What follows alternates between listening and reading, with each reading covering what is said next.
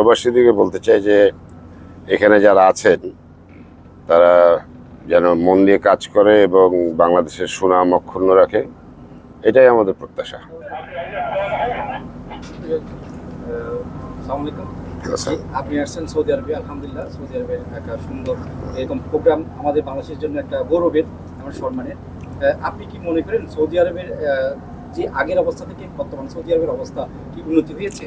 অবশ্যই, মানে অকল্পনীয়। মানে সৌদি আরব এখন ওপেন হচ্ছে, সাংস্কৃতিক কর্মকাণ্ড শুরু হচ্ছে। এটা বিশাল একটা বিশাল ব্যাপার আমাদের জন্য, সবার জন্য।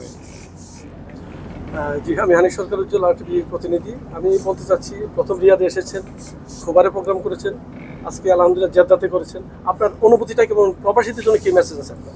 প্রবাসীদের যেটা বললাম আর কি, মানে প্রবাসীরা যেন বাংলাদেশের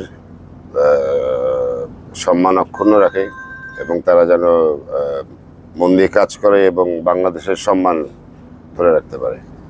ডিফারেন্সটা দাম্মাম, রিয়াদ, জেদ্দা। জেদ্দা আমি জানি না এখনো, মানে আজকে করলে বুঝবো।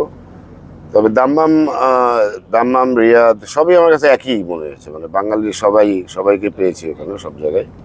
আমি ওরকম কোনো ডিফারেন্স খুঁজে পাইনি সব জায়গায় যেমন হ্যাঁ, আজকে আশা করি আজকে জেদ্দাতেও তাই হবে। ধন্যবাদ। হ্যাঁ। সবাই আমরা যারা